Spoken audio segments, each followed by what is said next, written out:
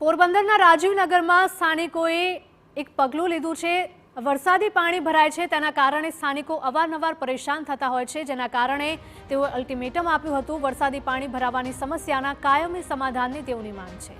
પોરબંદરના રાજીવનગરમાં ગત વર્ષે વરસાદે સર્જેલા વિનાશના કારણે આ વર્ષે સ્થાનિકોએ પાણી પહેલા પાળ બાંધી વરસાદી પાણી ભરાવાની સમસ્યાને લઈને મનપા સામે મોરચો માંડ્યો છે।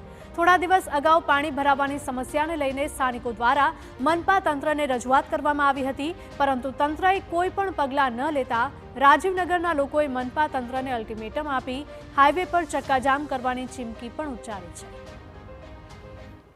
અમારા જે પાણી નિકાલના ગટરના પ્રશ્નનું નિરાકરણ ન થયું તો અમે રાજીવનગર વાસીઓ બધાય ભેગા થઈ અને હાઈવેનો ચક્કાજામ કરશું અને આ ફાઇનલ અલ્ટિમેટમ છે કે અમારા પ્રશ્નોનું 24 કે 48 કલાકની અંદર કોઈ પણ સંજોગોમાં નિરાકરણ લાવવામાં આવે। ઉલ્લેખનીય છે કે જે જગ્યાથી પાણીનો નિકાલ થવો જોઈએ ત્યાં દબાણ હોવાથી સ્થાનિકોને ભારે હાલાકી ભોગવવાનો વારો આવે છે। આ સમસ્યાના કાયમી સમાધાન માટે મનપા દ્વારા નેશનલ હાઈવેના સર્વિસ રોડ પાસે આવેલ પ્રજાપતિ સમાજ અને પટેલ સમાજની સંસ્થાને નોટિસ પાઠવવામાં આવી છે। પ્રજાપતિ સમાજ અને પટેલ સમાજને નોટિસ આપતા બે સમાજ આમને સામને આવે તેવો ઘાટ સર્જાયો છે।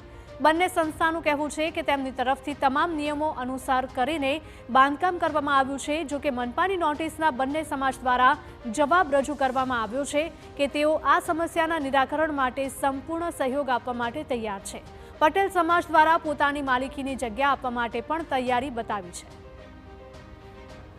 સરકારને એવી રજૂઆત કરવા માંગે છે કે અમારી બાજુ જે પાકું ગરનાળું બનેલું છે એને જીવતું રાખે। મને તોડવાની વાત નથી। બાજુમાં પટેલ સમાજમાં 3.5 ફૂટનું ગરનાળું અલગથી કરી અને બે સમાજની વચ્ચેની જે દિવાલ છે એ પણ તોડે નહીં અને નવું ગરનાળું બનાવી દે તો વટલો રસ્તો પાણીનો નિકાસ થઈ જાય। 7 ફૂટનું એને જે જરૂરિયાત છે એ મુજબ પાણીનું ગરનાળા બે બની જાય અને કોઈ સંસ્થાને પણ નુકસાન ન થાય અને રાજીવનગરમાં પાણી ભરાવાનો પ્રશ્ન પણ સોલ્વ થઈ જાય। કલેક્ટર શ્રી જૂનાગઢના 1972ના સુધારા હુકમમાં જે ગરનાળાની જગ્યા છે ઓપન કરી અને એમાં પાણીનો નિકાલ થાય અને તેમ છતાં જો જગ્યા ઘટે પૂરાપૂરથી પાણી ન નીકળે તો અમારી સંસ્થાની જમીન 3.5 ફૂટ જે પાછળ છે અમે આપવા સંમત છીએ અને એ જમીન ગટર માટે જોઈન્ટ કામ થાય અને બંનેનું સાથે કામ થાય એ રીતે કરવામાં આવે તો અમે સંમતિ આપેલ છે। તો હાલ તો પોરબંદર મનપા આગ લાગે ત્યારે કૂવો ખોદવા બેઠી હોય તેવું લાગી રહ્યું છે, કારણ કે ગેરકાયદે આપેલ બાંધકામની પરવાનગીઓના કારણે વરસાદી પાણી નિકાલની જગ્યા પર મોટા દબાણો છે। હવે મનપા દ્વારા દબાણો દૂર કરી વરસાદી પાણી માટે રસ્તો કરવાની કાર્યવાહી કરવામાં આવી છે। ચોમાસું માથે આવી પહોંચ્યું છે ત્યારે વરસાદી પાણીના નિકાલે મનપા માટે મોટો પડકાર બની ગયો છે।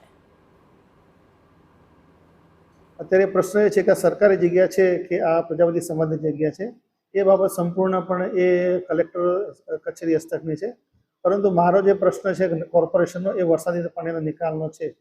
એ અનુસંધાને પટેલ સમાજને પણ વિનંતી કરવામાં આવી છે કે એમની જગ્યામાંથી જગ્યા આપવામાં આવે તો વરસાદી પાણીનો નિકાલ થઈ શકે અને અમે જે આ મૌખિક વિનંતી કરી છે અને લિખિતમાં નોટિસ આપી છે એ અનુસંધાને એમનો જવાબ રજૂ થયેલો છે। એનો અભ્યાસ કરી બંને સંસ્થાઓના જવાબનો અભ્યાસ કરી અને આગળની કાર્યવાહી ટૂંક સમયમાં કરવામાં આવનાર છે।